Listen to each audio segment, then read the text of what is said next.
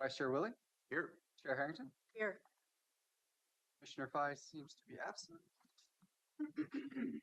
So for the first agenda topic for the Board of Commissioners Roundtable today, we have meeting kickoff with rolling agenda review and Board of County Commissioner topics. Is there anything the board would like to touch on?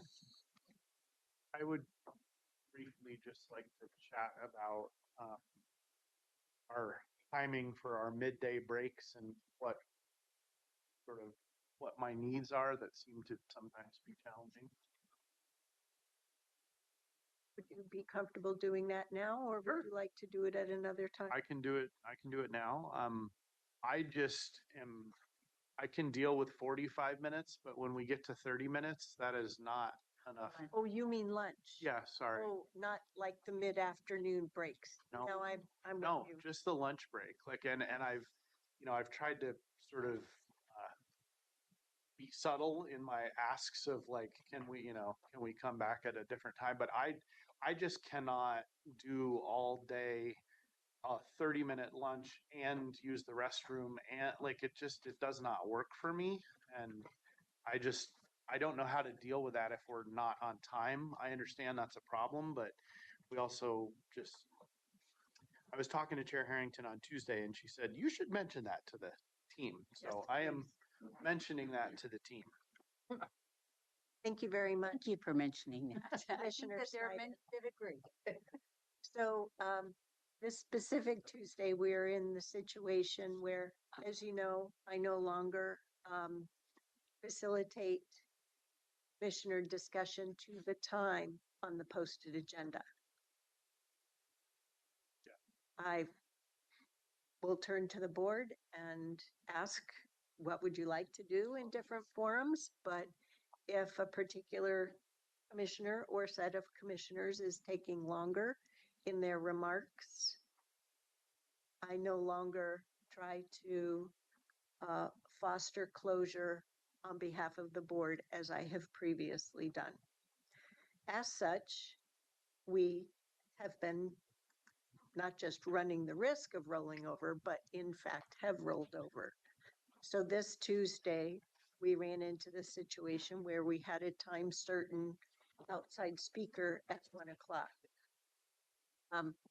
That necessitated only having either a half-hour lunch break or having staff in the moment leave those outside folks in the lurch. So your request, Commissioner Snyder, seems very reasonable to me as one of 5. Frankly, I prefer an hour. I do too, but I can live with 45. I can't live with 30. So I really appreciate your bringing it up. As a board norm, what would the board like to do? My suggestion is that the norm is that we have an hour for lunch at a minimum, with, if there are extenuating circumstances, then we only go to 45 minutes. But never less than that. Yes. That would be my request too. But I think that we established that the norm is the hour. So in the case of a situation like Tuesday, we would have it would have been okay to raise at least accommodating the 45 minutes, but Well, we'd either need to leave or end at 12:15 or we'd come back at 1:15 is sort of.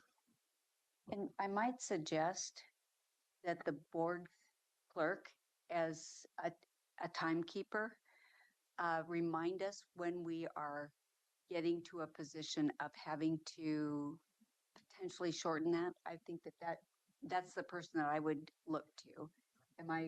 Do you all agree with that? And are you comfortable with that, Clark? Yes, Commissioner Treese, I'm comfortable. Thank you. And I think that gives us a warning without having you to, Chair, create a situation of closure around comments. great. Thank you for listening. Thank you for thinking raising of it. all of us. Thank you for raising it. Very useful. All righty. Anything else on rolling agendas or anything? Just matter of announcement, I just received a Teams message from Staff Assistant Bryn that Nafisa would be 5 minutes late, about a minute ago. Thank you very much. I did notice in the packet that we do have rolling agendas through June.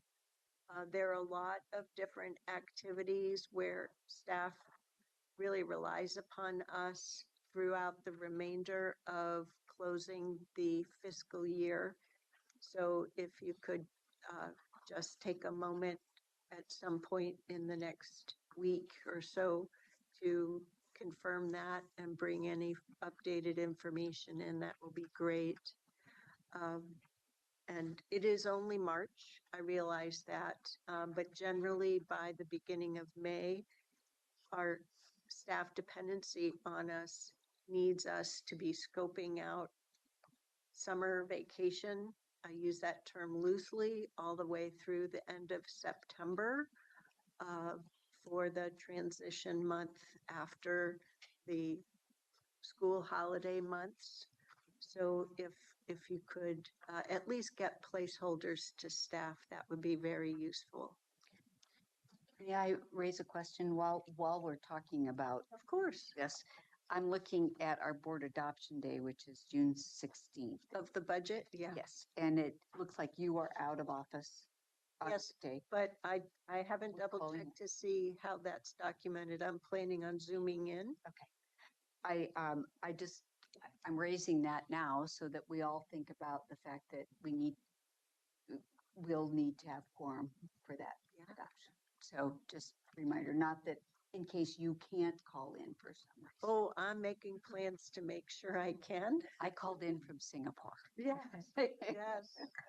But it does mean that if any commissioners want to make amendments, we have to make sure to have those well in hand.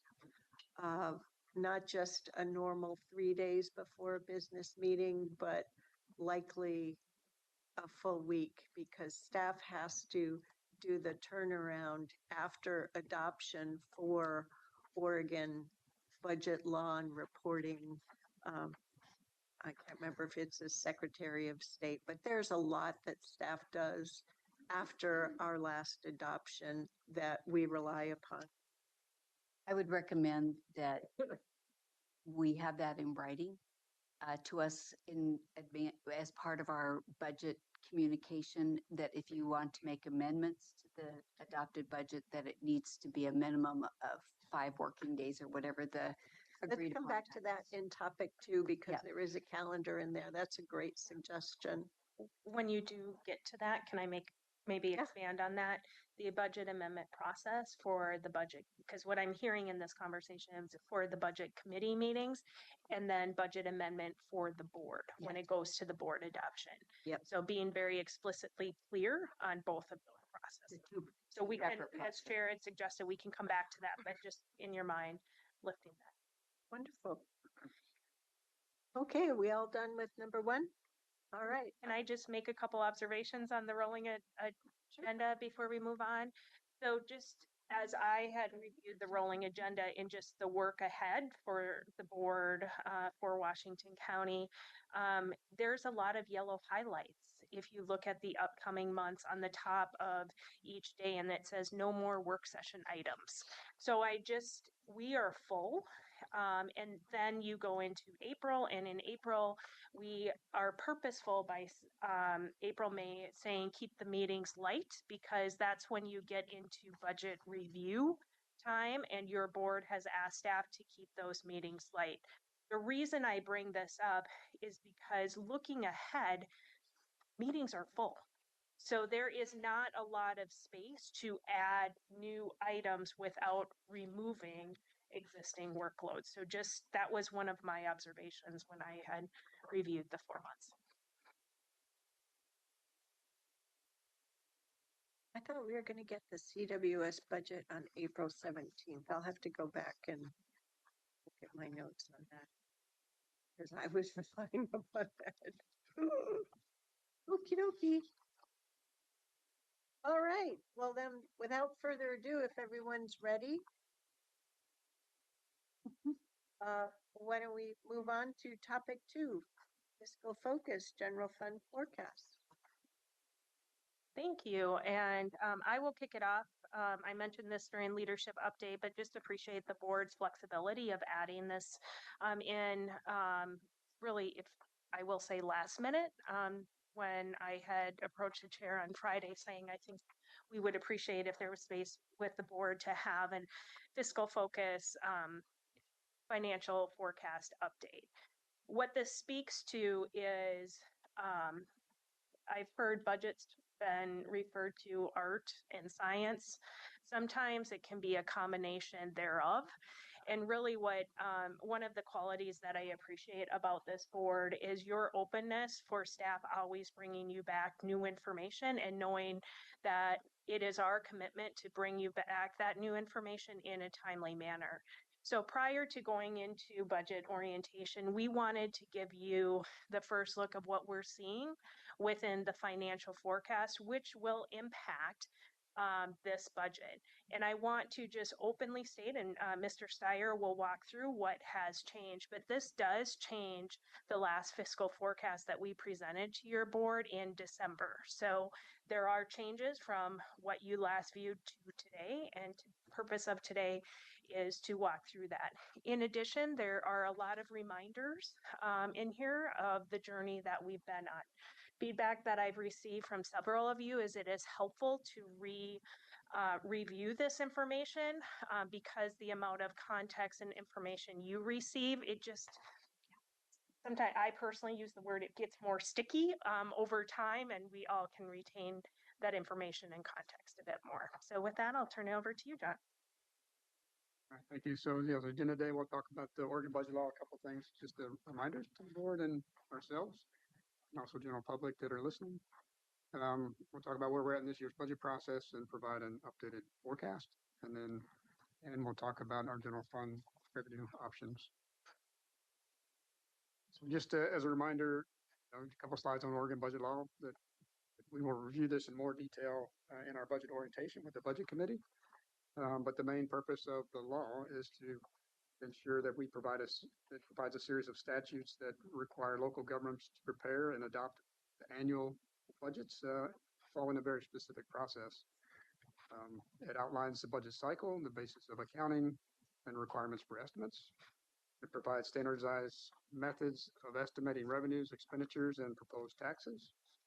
It specifically specifies requirements for public meetings, publication notices, and the budget committee, and also provides control of revenues and expenditures for promotion of efficiency and economy in the expenditure of public funds. This next slide has a lot of words on it, but I do want to highlight that the Oregon's budget law is in Oregon Revised Statutes, Chapter 294 from 305 to 565. That set procedures that we do follow in our process, that we maintain a transparent and participatory budget process. Our first formal budget committee meeting is the presentation of the budget message, which will be on 27 April. That's also corresponds with the release of the proposed budget to the public. Between now and then, the staff is working to develop a balanced budget. And so the budget committee may not deliberate on the budget document as a body before that first official formal meeting. And then we follow the process that provides opportunity to ask questions after the budget release, provide presentations on the budget, allow time for deliberation, and also approval and public hearing. So where are we at in the budget process? Today we're providing a budget update just on some things that have changed since the last time we were here in December with the forecast. We have our budget committee update on Monday. I'm excited to be with our budget committee members. On the 13th of April is the budget committee orientation where we'll talk about budget law, Oregon budget law in more detail. The 27th of April, we'll release the budget message and the proposed budget. And then between then and the May 14th and 15th, the budget committee will have time to look at the budget book, ask questions, and have some dialogue on the budget. We come back on 14, 15 May for the presentation of the budget. And on 20 May, we'll come back together to talk about the special districts, ESPD, and Sheriff Patrol District, and the Urban Roads Maintenance District, as well as the North Bethany County Service District for roads budget. And after deliberation on those, we'll vote for approval with the final board public hearing on the 16th of June as planned. On the, where we're at. All right, the board has seen the slide several times before. Was it only this week? We had an all-employee meeting. This is commonly referred to as Tanya's favorite slide. I will take an opportunity just to walk through the why. This slide helps set the context for Washington County. The slide is a comparison of the permanent tax rate for Washington, Clackamas, and Multnomah County, and also depicts levies and bond measures within the graph. The dots with the percentage at the top, or in Multnomah in the middle of the permanent rate yellow color, shows over the period of time the population growth within those counties. So while Washington County has the lowest permanent rate and lowest tax levy structure, we have the highest growth rate and demand on, which I would personally equate that to demand on county service delivery. Commissioner Treese. Could you help me? Where do we see, where is the population growth rate? Is that So the is that the dot? Yeah, the The dot 61%. Percent. is over the period of time from 97 to 2025. That is the population percentage increase in each Okay. of the counties. And do we know what that population growth has been annualized? And the reason I'm asking this is I'm interested in the decline of population growth. So I can ask for that at a later date, but You can ask for it today, and we can provide that at a later date. yeah, okay, that's Yeah. that's what I'm interested in. Yep. I had a resident ask me Yeah. that question. One of the things that this does not include is fees. So there are different counties that charge different fees, like business licensing fees. Like Washington County does not charge fees, so fees are not included in this chart. I just want to make that of note. So this chart does show that if I compared this over time, over the last years, the increase in the WCCLS levy as well as public safety levy, has increased our blue band this year significantly over the last 5 years. Can I ask a question? Absolutely. On the Multnomah County, I'm just trying to understand the two figures at the top of the yellow and green bar. So is the 0.57, so 57 cents, is that their bonded capacity? It is, and the reason it's hard to see the blue line is because it's only It's so 0.05. small, It's so yeah. small. But I did not realize they had such significant bond level. Yes. Yep.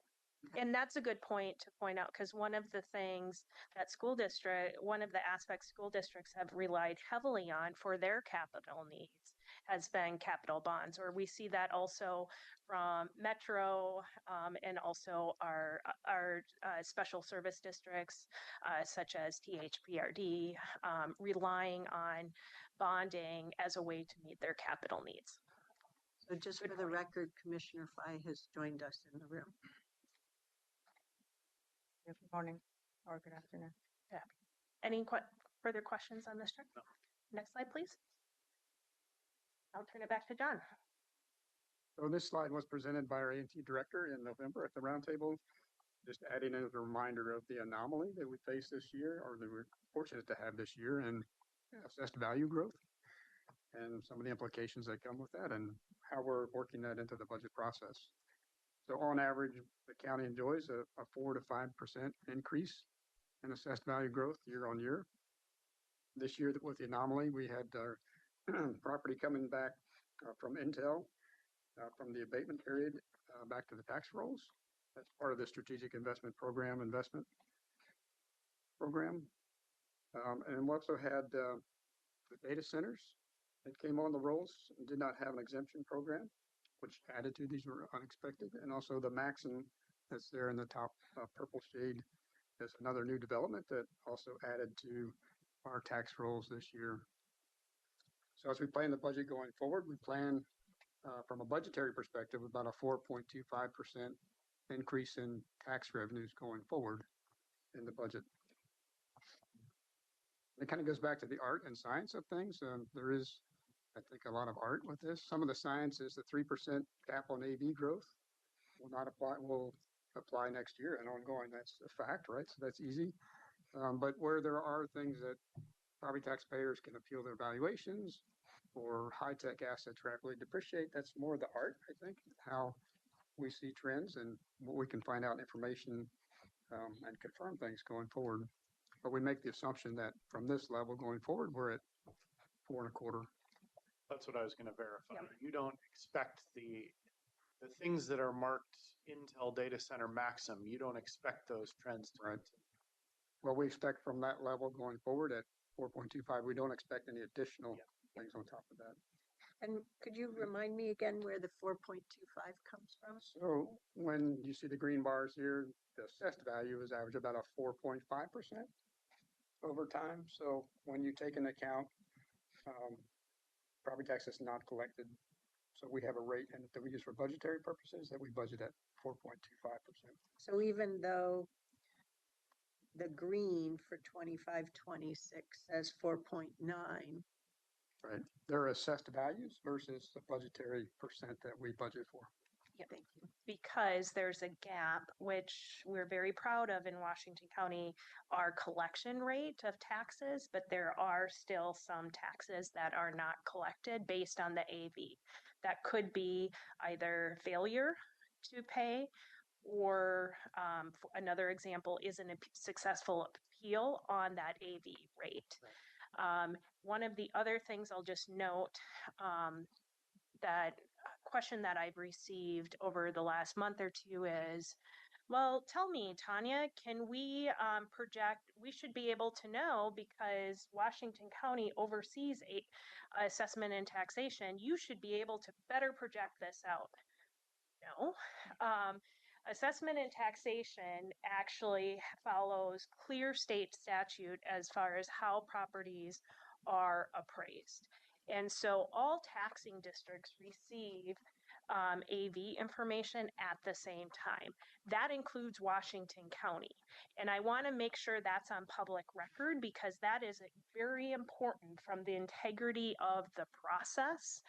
And there are clear and distinct lines between assessment and taxation and the activities that they do versus our Department of Finance.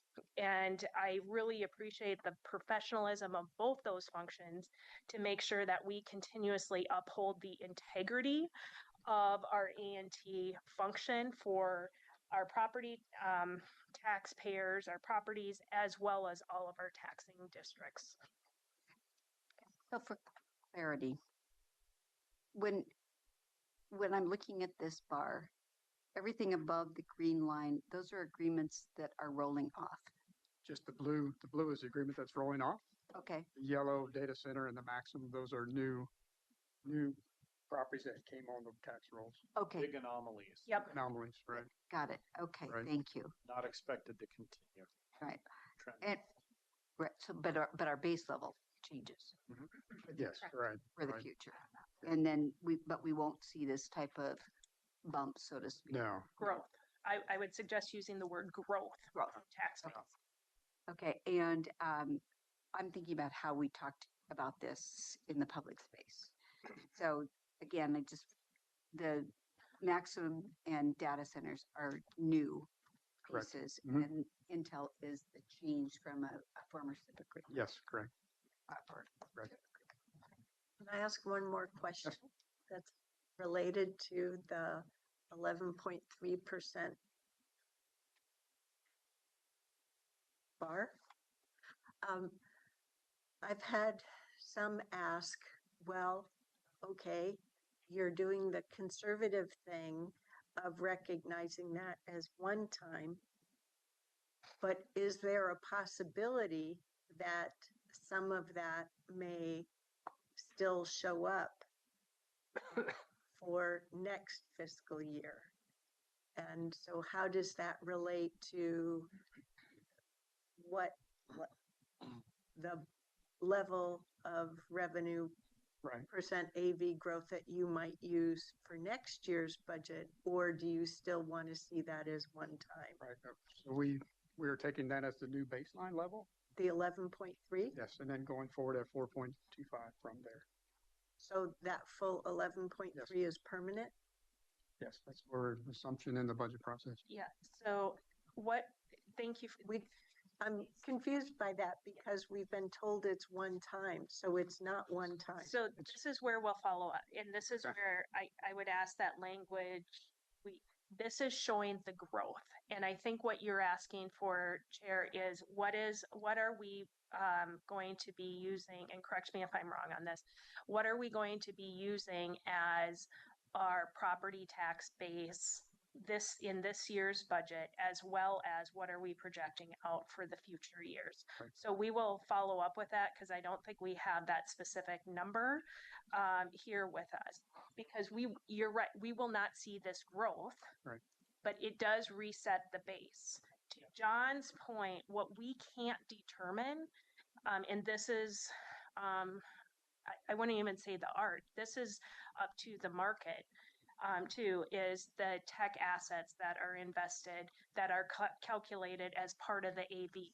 That is up to private industry to determine what those investments are, and then working through and then it works through the assessment and taxation process. So some of this, as John said, may roll off, but we can't project what's going to roll off. So I just want to make sure that my colleagues are heightened to understand this, because the AOC dues will be determined using that full bar. That's all. The other, I think, key point, and makes me uncomfortable a little bit about what you just said about AOC, is that the 4.4% from Intel does not represent, it does represent an increase in AV, but it actually does not represent an actual increase in revenue to the county, right? It actually represents a decrease overall Because of the to the SIP county. coming off the road. It may be Right. may be part of the assessed value now. Absolutely. It doesn't Net before. effect. So that doesn't actually, like, that 11.3 is really, again, the title of the slide is changed to AV percentage. I Right. get that. But this does not directly translate to an increase in revenue for the county. It's being used as such. It could, yeah. Another question, That is my concern. Yeah, it's an important distinction though. Mhm. another question in relationship to this. As I look backwards at these green bars, were there any other reset times in this chart, or were there any previous to this chart? So with this, Yeah. the SIP change or anything I else? don't think there was any major ones. There may have been one blip years ago. I would have to pull out my chart I had from A&T, but this is like once in a career that you would see this, I think. But Okay, I'm asking that because it is such an aberration. Mhm. It is, even if this representation went earlier, we would not see the same aberration. And will we see it in the next year's chart, or will it just go back to base? It won't show the, well, This will Growth, be the Yeah. new Here- base. yeah, So you'll see this line, you'll see these smaller lines, and then you will see this go up, and from there, the next one will be a slight increase of 4.25-ish. Is that, so these lines, okay, these lines are all base, and this is including base, but it will go up from there. yes. I think what might be easier to see is if we would talk in terms of assessed value rather than 11.3%. So if we would put assessed value in on the bars, maybe not all of them, but a few of them, that would show us, because if I remember correctly,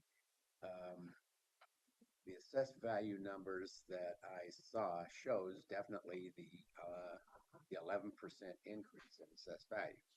So when we're talking about 75 billion assessed value in 24, 25 and 86 billion, because I think it was $11 billion. But anyway, 11 billion. That, to me, that equates better than the percentages that we've got on here. So we can see our assessed value is X, and yep, it went up to here. And to your point, Ann, then in next year, 26, 27, it's going to stay at that level, and a 4.25% increase or 3% or whatever it is. Measure 50 allows us 3%. But anyway, so to me, that tells us why this is the anomaly that you're talking about. It's a one-time spike, but it does raise the bar. Correct. And I also, just to make sure it's really clear, Tanya had spoken to this earlier. We do not know if the technology will stay on site for these, and that is a portion of how we set these rates. So you could see a dip from that new base because the technology inside those buildings goes down, and then the value goes down when that happens. And so I just want to make sure everybody, I'm bringing about our former A&T director right now as I'm saying these words. This number scared him from the perspective that this is highly tech driven. So anytime you're dependent on it, just know that that can flex much faster than, say, a new residential unit. Can we, I'd like to ask that when we have this chart, Yep. and even in this chart today, that we have those notes attached to the chart as well, because I think that as the public looks at this, we need those explanations. And I know some of that is here, but I don't know that there's enough context for the public moving forward. Yeah, this is helpful feedback. We'll take all of this in and determine if we can give this like different looks or different information on the chart, how we can display this. And this is part of the reason we keep coming back to these charts, because your feedback is helpful as we continue. And I want to make it really clear that what I'm asking for is clarity for the public, Yep. not hiding what's happening at all here. And I know we're all Yep. on that same Yep. page, Yes. but it may be perceived that that's the goal, and it's not. It's really clarity for the public around the potential transientness of this as well. So that's my other concern. That number, the 11%, isn't that what was predicted in property tax assessment press release that went out in the beginning of what? We've been using this chart for several roundtables Yeah. at this point. So yes, we have been projecting this for several roundtables. I had to search for that when I was. Yeah, this is the same information that was released by A&T in the press Right. release, and the same chart that you've seen in your roundtable. Nothing has changed on this chart. I think Commissioner Willie discovered that press release before all of us. Remember that? You alerted to us. Somebody's been following it. It was sent in Yeah, it was. inboxes, so not all members had read it. That's true. I stand corrected, yes. Because I had read it, but I hadn't internalized the information yet. So I just want to make sure it's very clear that staff did all the right things. Right, yeah. This is Tanya's other favorite chart. Oh, I have lots of charts actually that are my favorite. As just a reminder, the county, our assessment and taxation department collects 1.7 billion in property taxes each year. So that is a significant responsibility for all of our taxing districts. Of each dollar, the county retains 16.1 million, or 16.1%. I'm in budget time, so sometimes I get what label I'm using wrong. You can see on the blue, the little darker shade also equates of that 16.1%. We do have 2 dedicated streams that it needs to go to as well, and that includes the public safety levy as well as the library levy. Next slide. Good one to me. I just want to take a moment to review previous forecasts, kind of walk through where we've been and then I'll get into the change that we're like to present to you today. Just to reorient you to the slide. So the chart, the graph here itself is the format we use to show the 5-year forecast. This was presented on 6 November at the roundtable, our very first forecast. The red line at the top is expenditures and the blue line is revenues. We define that as a structural imbalance there. We have more expenditures than we have revenues going out. The purple line is our reserve requirement per our county reserve policy. And then the bars represent the contingency they will have that should meet the purple bar, and that's where the gap is. So we've had multiple years of budget cuts. So coming into the forecast in November to see a minus 7.2 million shortfall in year one, 2027, and a 15 million shortfall in 28, given our increase in AV. That's kind of the start point where we started at. So I want to just take, can you go back one slide, John? I want to maybe stress a couple things. When you're looking at these slides, focus on the red text. That's the date that this forecast was presented to you in roundtable. The reason I'm saying this is we will go through 3 different versions of this slide, including today. And I just want to make sure that's very clear for the public. I also want to talk a little bit more about a structural imbalance and as we look at a 5-year forecast. Right now, John and his team are deep in the work of balancing this operating budget.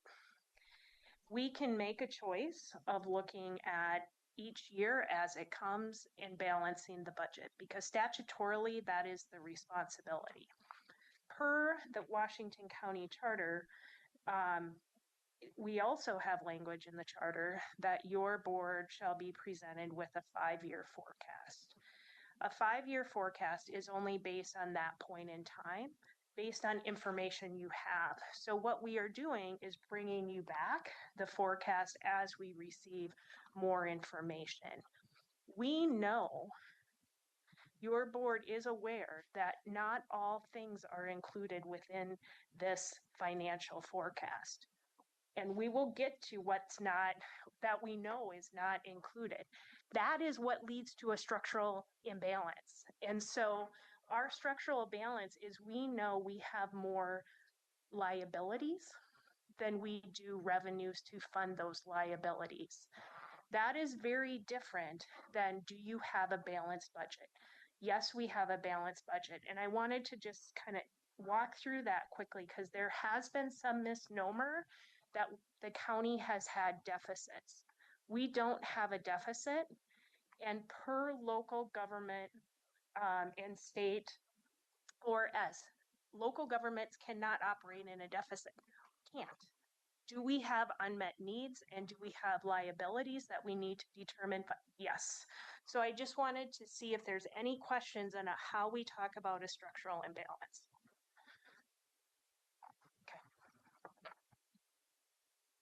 Continue the journey.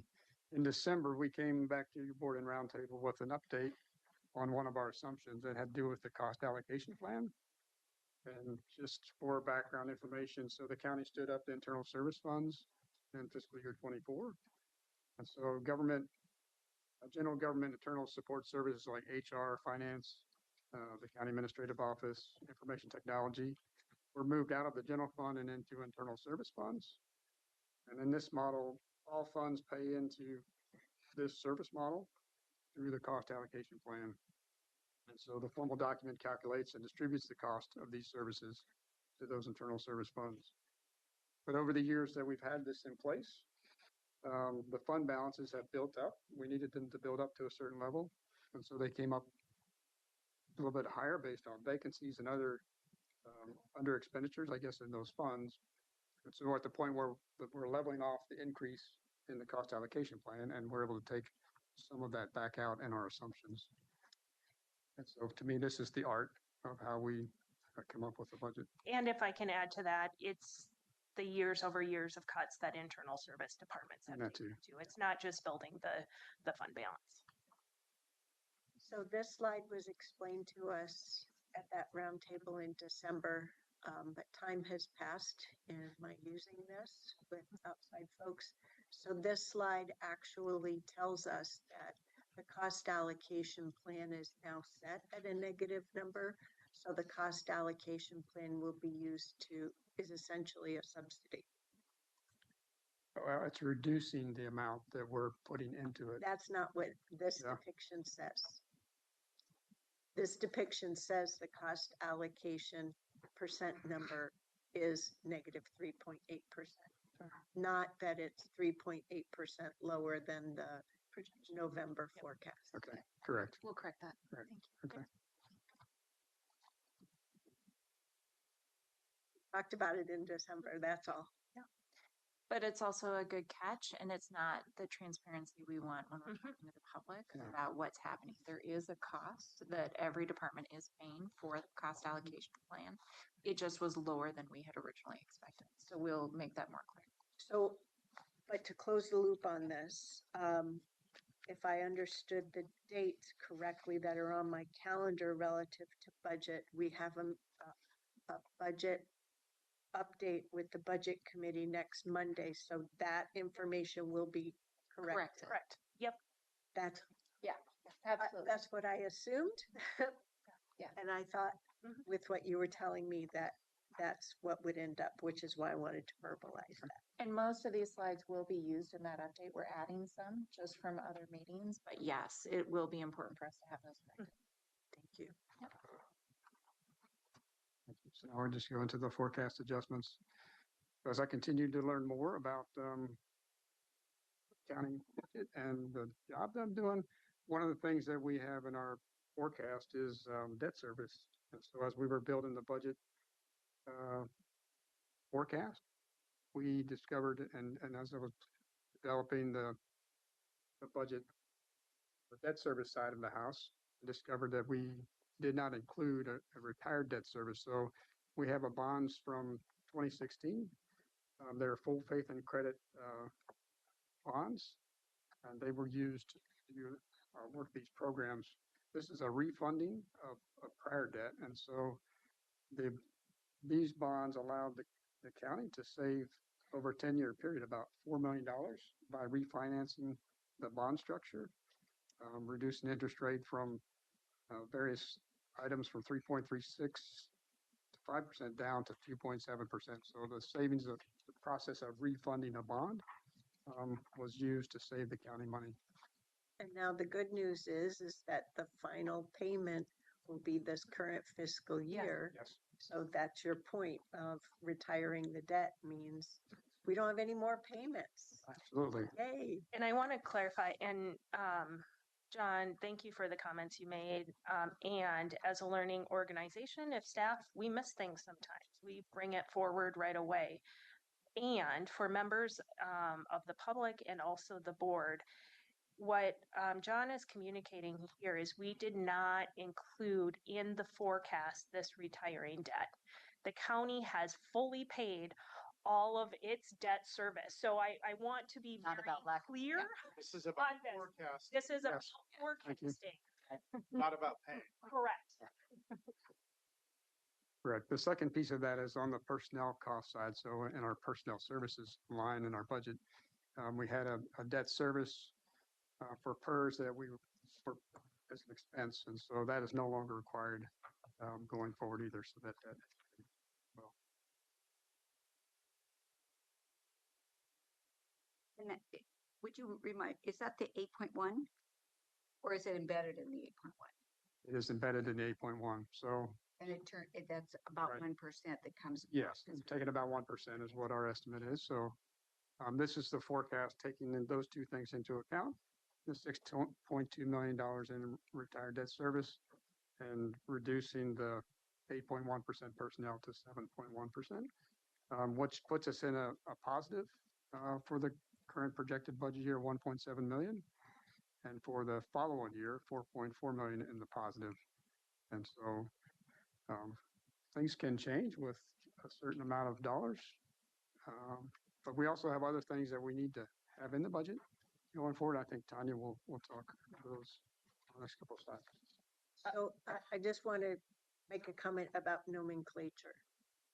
So I understand retired debt service will be reduced, but nomenclature on the slide can't be equals minus. Yep. It needs to just use the word reduced or words reduced by. Okay, okay. Very good. Or give us what the actual number will be, but saying reduced by or forecast will be reduced by is sufficient to convey the message Okay, thank you. from prior forecast. That's great. Thank you. And we'll carry forward the change that we'll make relative to your feedback on the previous forecast share on the cap, on this slide too. Will do. Because the rest of them, that's the actual setting. And we did the personnel services accurately. Thank you. Okay. Were there any more questions on the forecast before we move into general fund pressures? I'm still stuck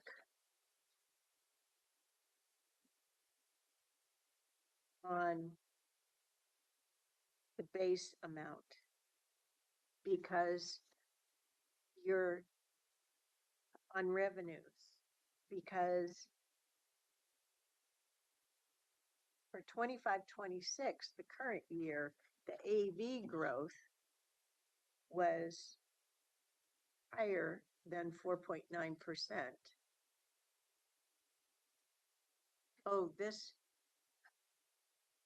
got it. This is the growth.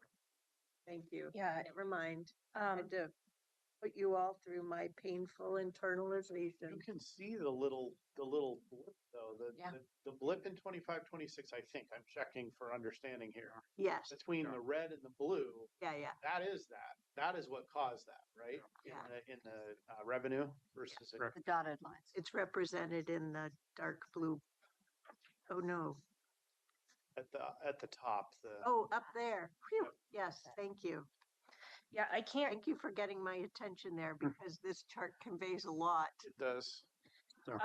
given the question that we're receiving regarding historical as well as future property tax collections within the general fund, we will work on putting a graph together that blends the property tax collection shown on the green bar chart with what we are projecting out in the 5-year forecast. So you can see what we've collected and what we're projecting to collect. I can't commit that we'll have that together by Monday, but we will work on getting that together because hearing the question, I think that may be helpful to see both past and also future projection together.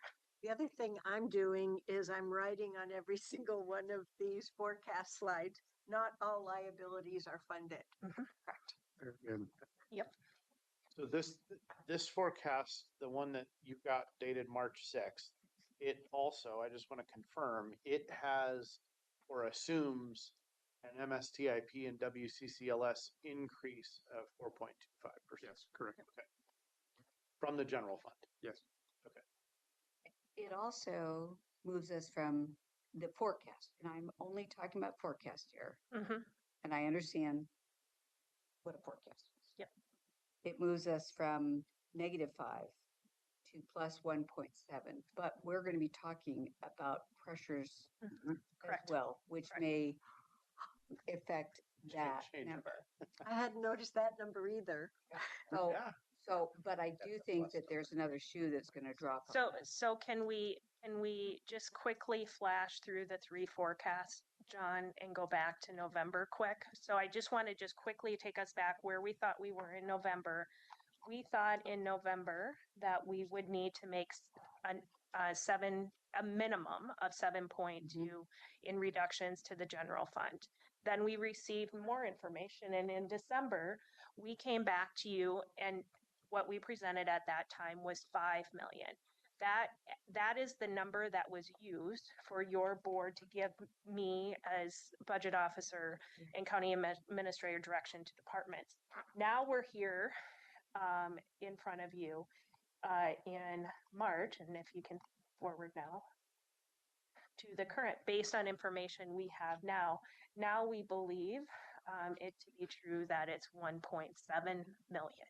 So this is a forecast. We continue to get new information, and we are now in the proposed budget process, reviewing proposals from departments.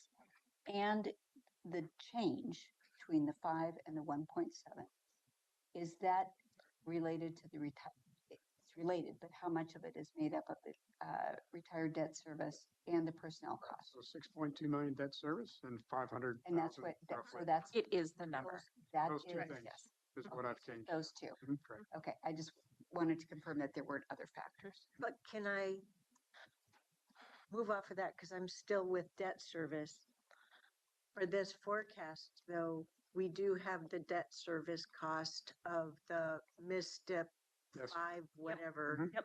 Yes, 3, whatever, with the 150 million. Correct. That is, it's in that forecast. Yeah, And It's only for these projects that were on the former. correct. and if your board, no, that, I'm asking a different question. I do. so Your forecast does have Right. that retired Right. debt. in yeah, there. Yes.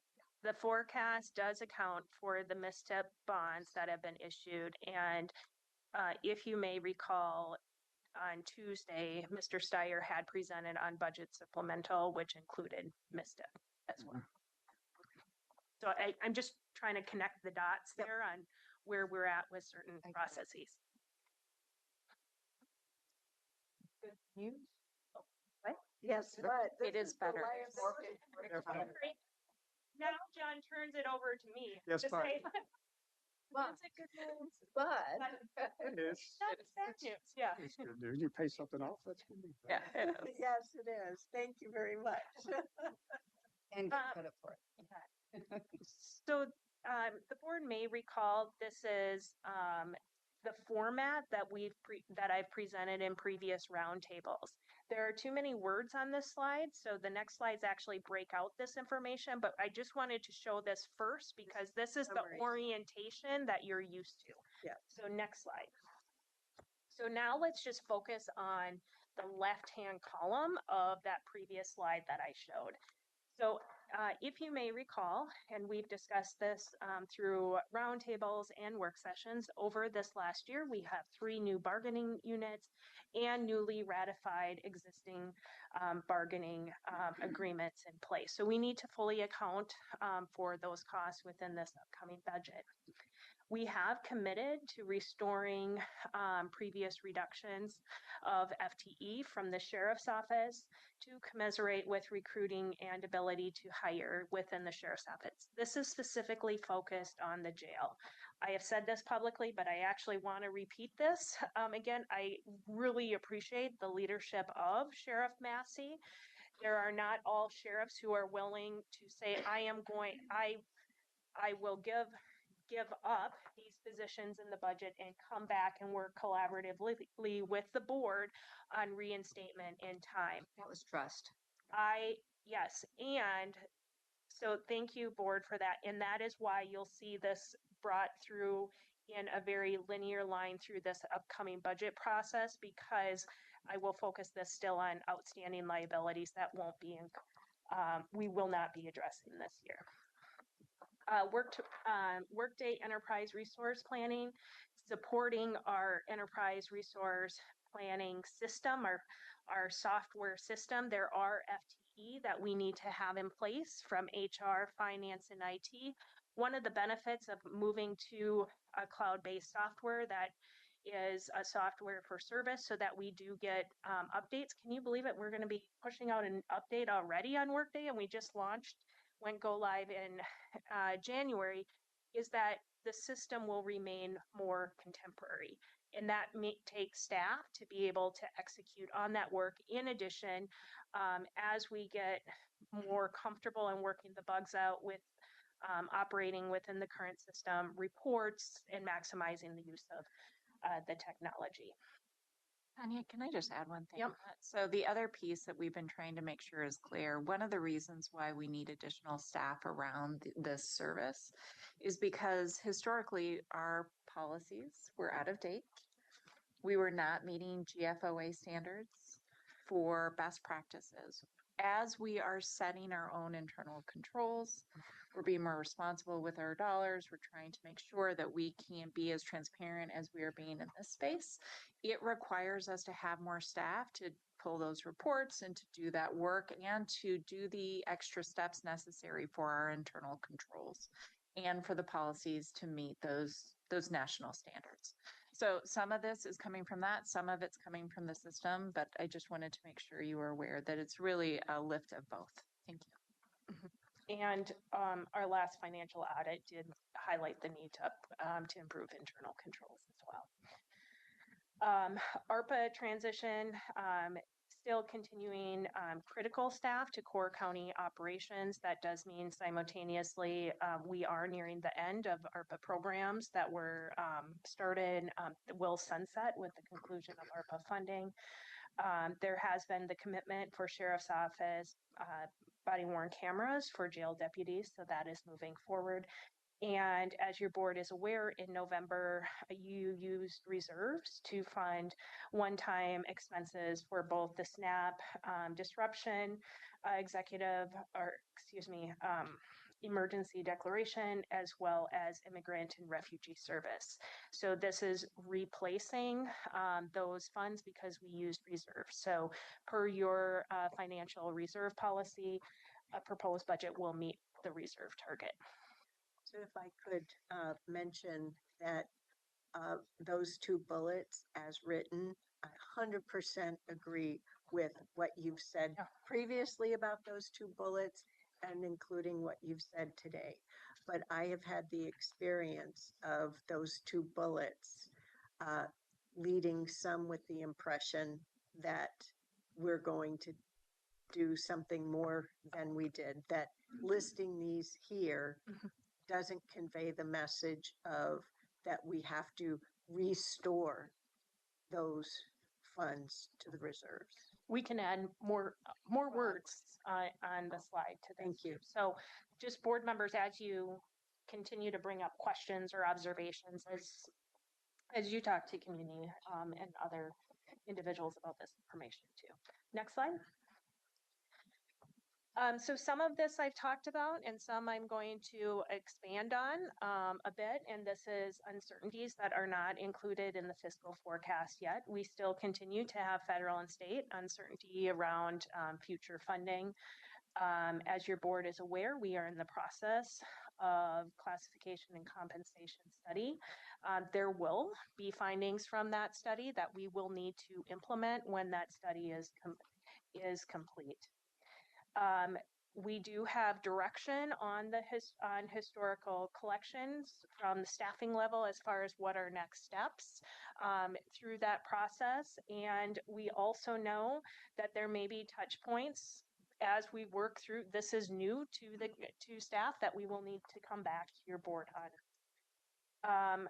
I don't know what that is yet, since we just received board direction on the next steps last month or the month before. Increased associated cost with bargaining units and newly ratified existing bargaining agreements. We have experienced, as you know, new units. We are currently working through negotiations with existing units, for example, FAPO, which is within community corrections. April 16th, I believe, is the date. Transient lodging tax will be coming back to your board as a discussion item to look at that future cash flow. We have been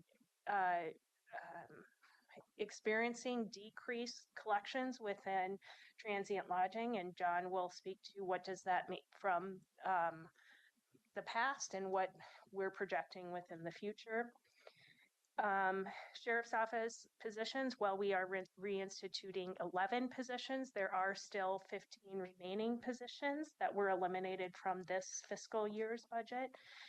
The Sheriff's Office does not need those positions yet at this time because they are not within their fill rate needs. I am hearing from the Sheriff's Office that they are getting closer to that point, and these 15 are on the patrol side. I will just note that does not those 15 will not take the sheriff's office up to the benchmark number that's used within policing of officer per thousand. So the 15 is only for the eliminated, not to meet officer per thousand. Enterprise zones, with enterprise zones, we have experienced increased administrative costs that we are not recouping those costs for, that administrative overhead within assessment and taxation. We are currently going through the jail capacity study process, and we can build a jail, but there's no plans for the operating cost of an expanded jail. Then if we talk about capital, at a recent roundtable, you were presented with facility information from Ann Ober and Laurel Brown.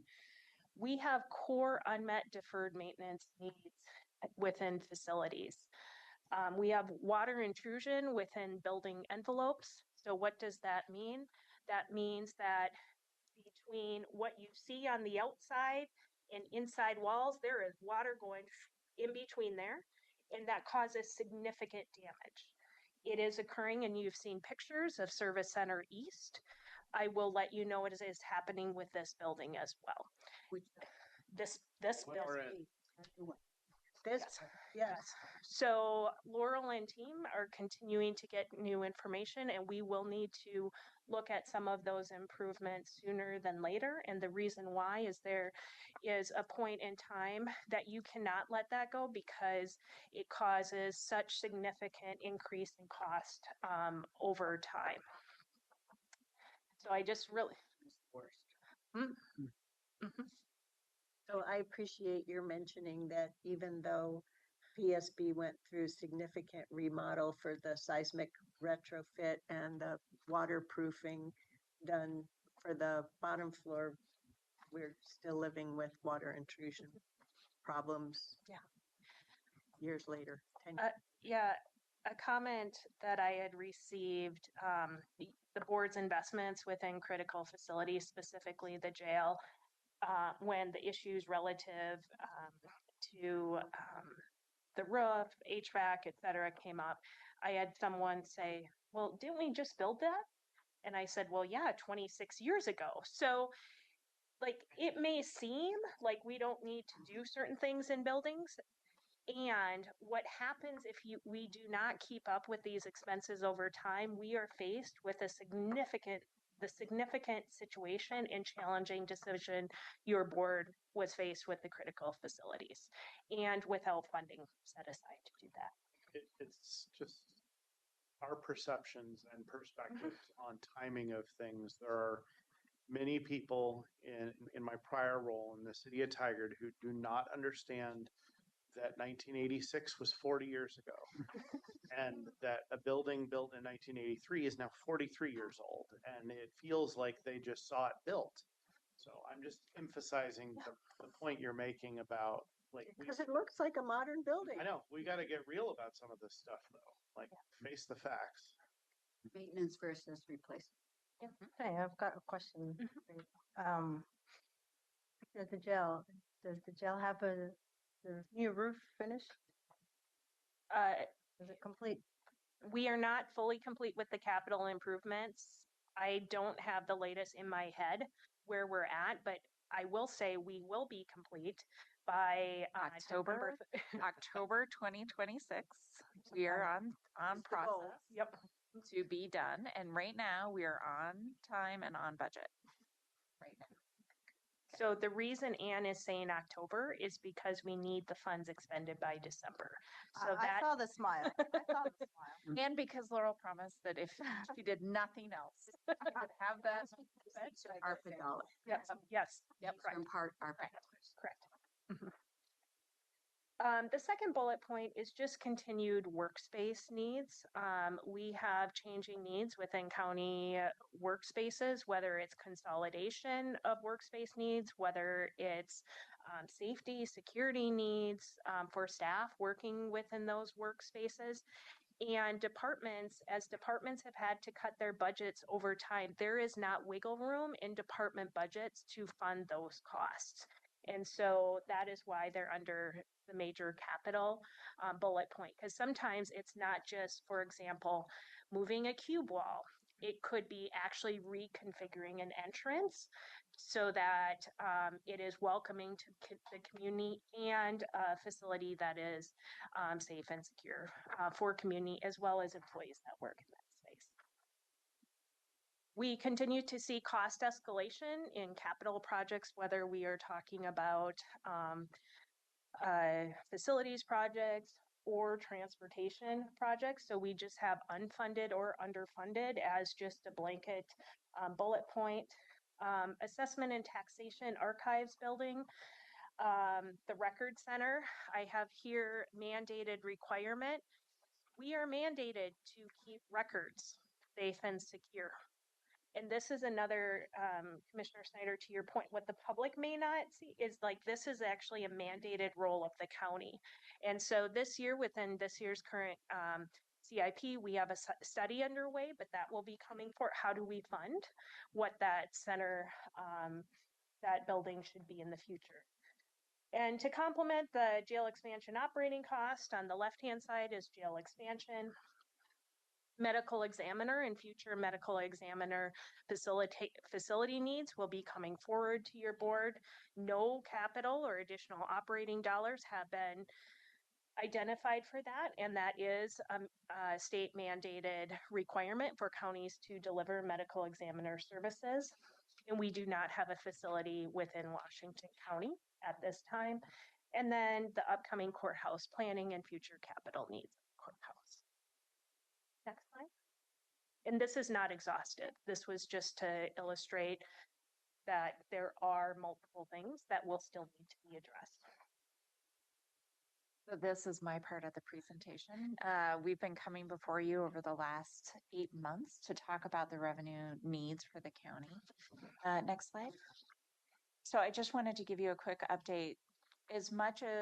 So what we've just talked about is that right now our 5-year forecast is saying that we are receiving some additional revenues that we were not expecting to receive, but that when we look at that number, when we look at that chart, it does not include all of these other things that we still need to find a way to pay for. And so for the GROW and for the RTFO, I just wanted to call it, I know that 2 of our commissioners have been having conversations in the region around the vehicle registration. Thank you for doing those conversations.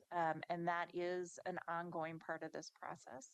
Staff is also looking at the long-term needs for the for GROW, for the general revenue.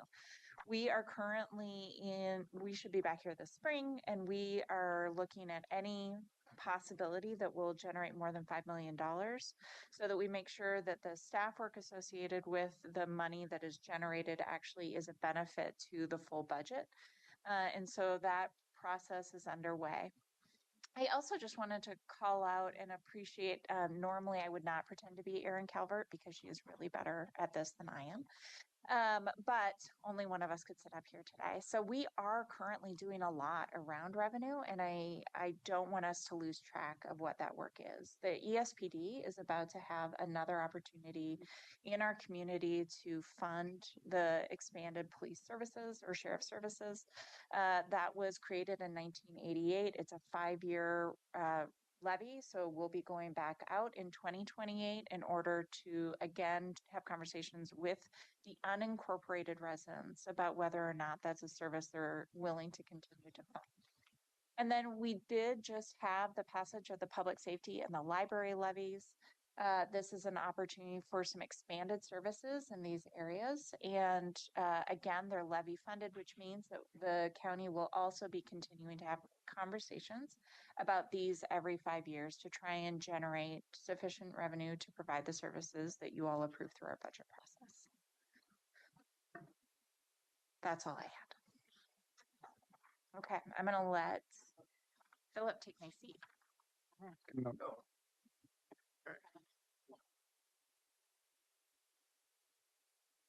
We decided to go with a postmodern slide here. If you've ever been to an art museum, that's what we do. All right, so this is depiction of what we're up to in communications land. That your board has grown accustomed to. Of course, the top row there is what the budget committee is up to, and the bottom row is how we're supporting that with some communications. Last time we talked about this, it was at your January 8th roundtable. The board said yes to a elected officials kind of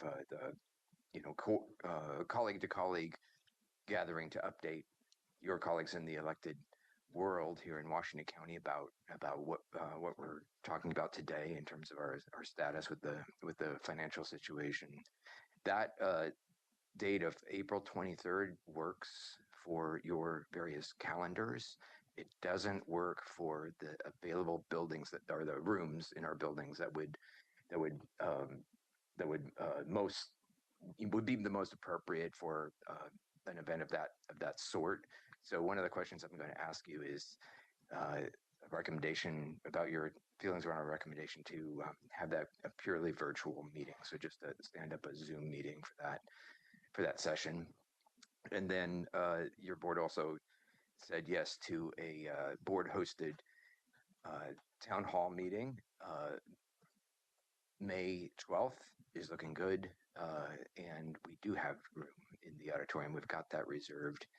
We could have it a hybrid meeting as well if your board is amenable.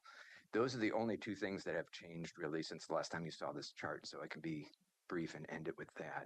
Could I ask for a Absolutely. clarification? Yeah. On the 23rd meeting, that meeting is the meeting that we had identified as, it's a lot of different folks, but the mayors was kind of Mayor, city councils, right. service district Fully elected. Yeah, I just, that was a change that we put into place Last year.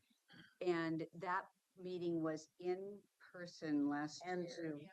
And Zoom, but we don't have the capability of in-person and Zoom this year. Is that what you're saying with Right. room availability? In our county facilities, yes, unfortunately. And it's unfortunate because all of your calendars work for that evening. But could we travel? Yeah, it would be added expense, but we could look at other locations if you would like. If you're That's for planning. the Wingspan is not available? I didn't check with Wingspan. I was thinking more of like a Beaver city, yeah, yeah. Like Hillsborough. City hall. Right. program. This is great input. I can look around. Yeah, city hall. I really like the fact that we made the change last year, and I think that having the opportunity to meet in person is meaningful, and also the backup of Zoom. So Very that's the way I'd look at it.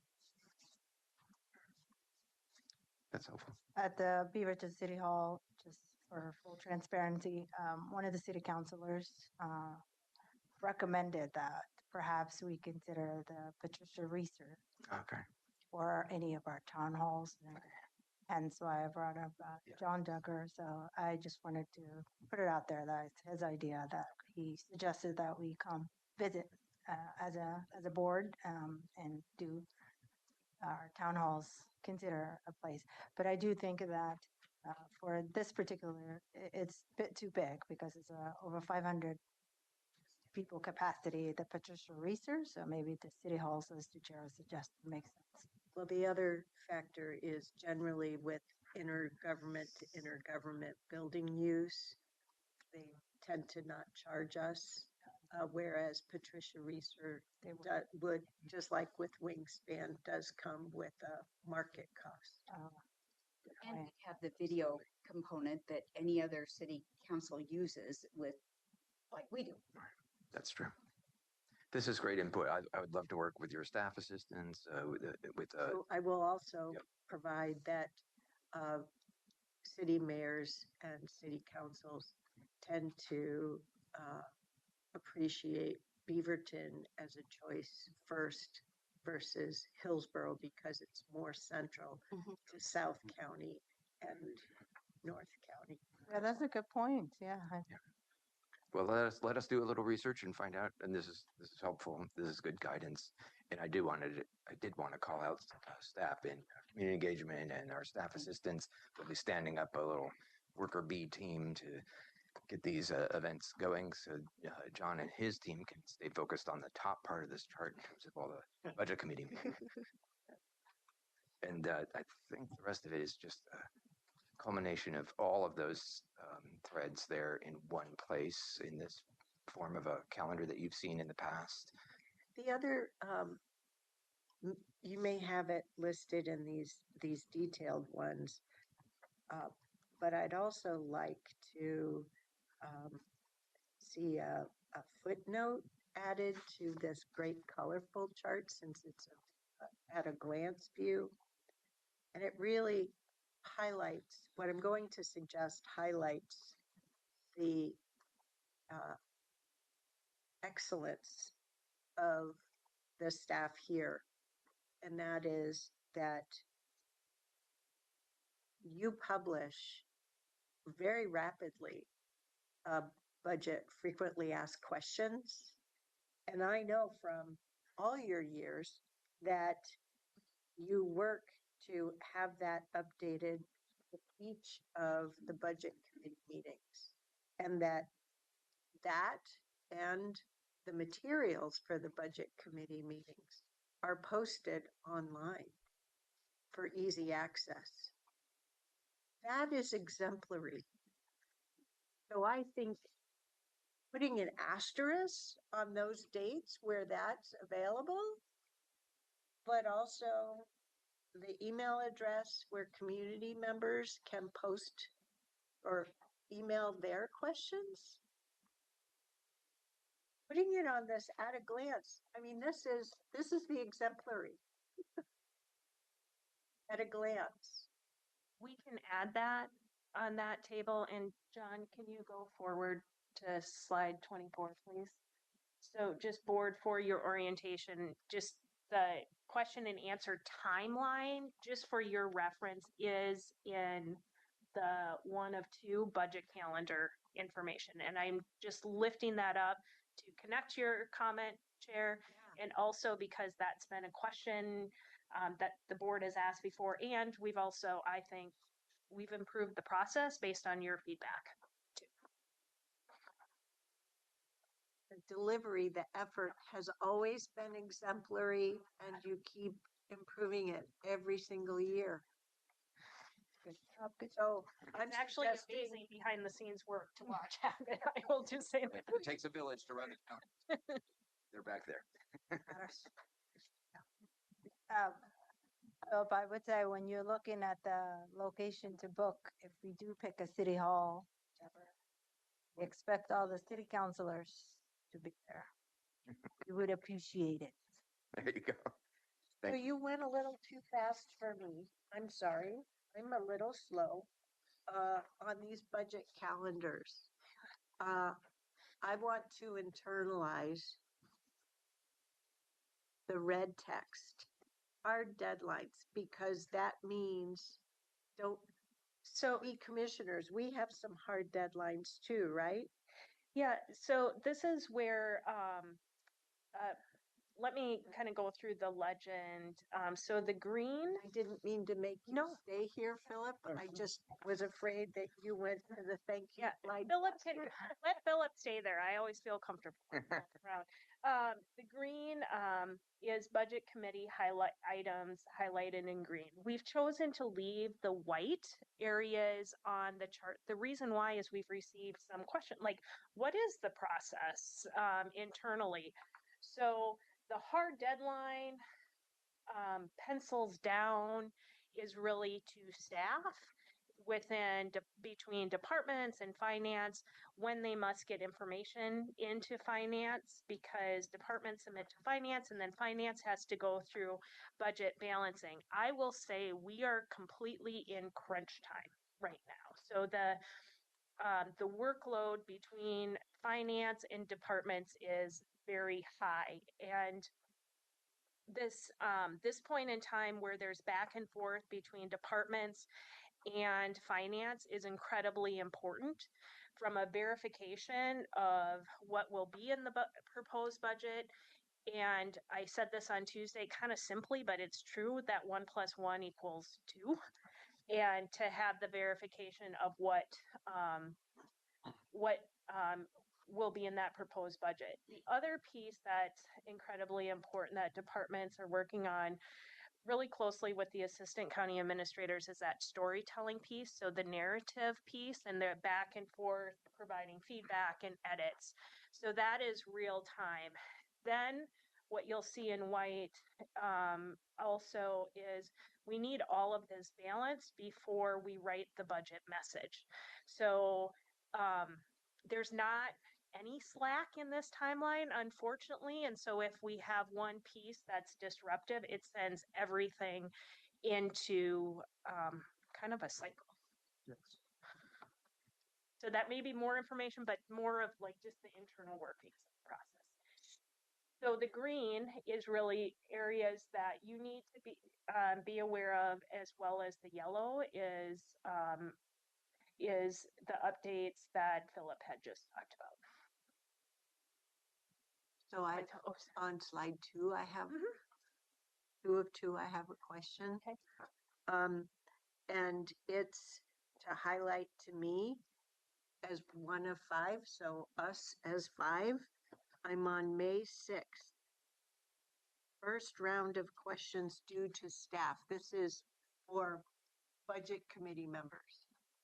So can you put, I don't know, do the color other than yellow and green or something? Because we, budget committee members and board members, we have deliverable dates and that's what I'm trying to step us through. Then on, there's 2 May 6th, but so there's May 12th, second round of questions available to budget committee. When am I required to deliver my second round of questions? That's the part that I'm a little confused by. Yeah, May 15th, I believe. Is that what it says there? In between the big green sections. But see, if I show you, I think there's a little bit more. So I have to deliver my first round by May 6th.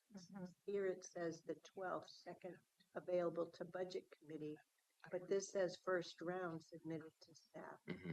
So first round, Oh, it looks like a duplicate there. yes, but where? So I have till the 15th, even though you're going to get me the answers? Yeah, we'll have a first round of answers, and then you might have more questions. They're not in order. They're not in order. I'm sorry about that. Got it.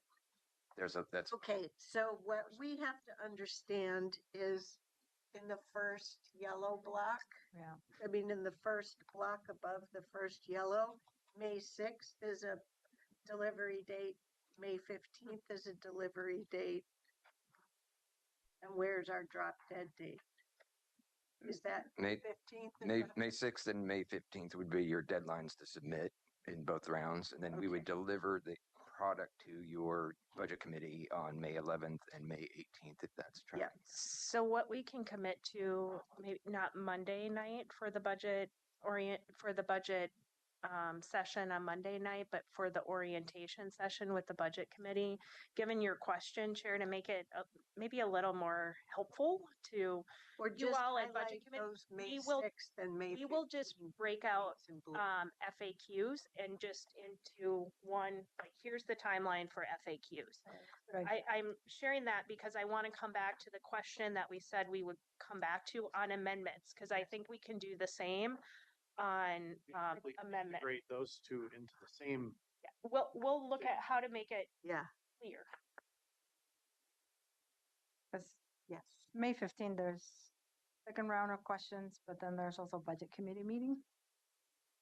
Yeah, and that's on purpose so that you can deliver answers and then take that second round of submissions so that budget committee members can also ask questions, and they'll be captured in these two, cycles here of producing answers. And as what happens, sometimes you're reviewing the budget, and that may have a first initial set of questions that you may submit, and then you listen to presentations and budget committee reflection or you have other observations, and then you have a new set of questions. So this is why it's the multiple prong process with being very intentional to have that space for you all and budget committee, your fellow budget committee members to hear presentations.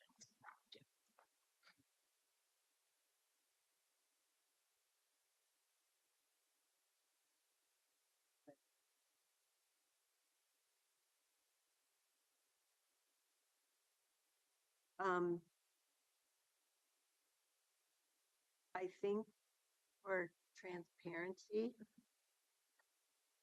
I would suggest a line item.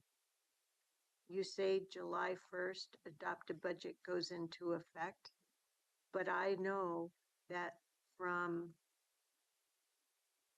because all of the finance people here have taught me since I joined here, on top of what I knew from my first round of elected service, is that between the 16th, it doesn't just start on the 16th, but before the last day of June, finance under Ms. Angie's name has to deliver deliverables to the state, I believe. And that's, I think, valuable to document. All of you experts in local government, you know that. It's breathing to you. Yeah, so I think It's an important budget mechanic that yeah, so we can add that. I think just Important. yeah, so maybe to add maybe a bit more words to that, Chair, I think what you're lifting up for transparency is statutorily we are required, your board's required to adopt a budget by a certain date so that we can turn that budget to the state. Like, so we will list that on the calendar so that's known. The reason I'm sharing that is there has been sometimes questions from the community. Can't we just take more time? Can't it? And no, there's actually a clear timeline that we must follow. And that's one of the roles of your board as a board of county commissioners, you to adopt an annual budget. I'll make one other observation just about clarity here. I think I know what's being meant by these things. Where like 511, it says first round of questions available to budget committee. That actually means answers to questions. Right, sorry. I believe. Yeah. And that's true in one of the next lines, one of the subsequent ones too. I just, if we're using this more publicly, we should probably at least make that a little more clear. yeah, and the first round 2 staff and the second round, those aren't matched up because it may take them longer to answer something. So that calling them each first round and second round versus first set of answers, second set of answers, or first publication, second version, something. You got to pull those two apart. We can do that. Yeah. We expect you can only answer things as fast as you can. So we mentally understand the disconnect, but Thank you. and I just want to also say, I really appreciate that the slide deck includes the adopted guiding principles and priorities as well. Really useful to have. Board, any other questions or comments? Really helpful. Okay. Wow. So we have from here 2 different training sections. So training is not open to the public. So I would suggest we take a short break, give ourselves a bio break even. Is 5 minutes enough? I have a hard stop at 4, and I apologize for that. So I talked to Alex earlier about it today. I didn't mention it as we started. And I know Commissioner Willie has a hard stop as well. So we'll keep going through all the training material, but he'll follow up with the 2 of you. So 5-minute break here and we will reconvene under board training at 2:35 by that clock. Thank you.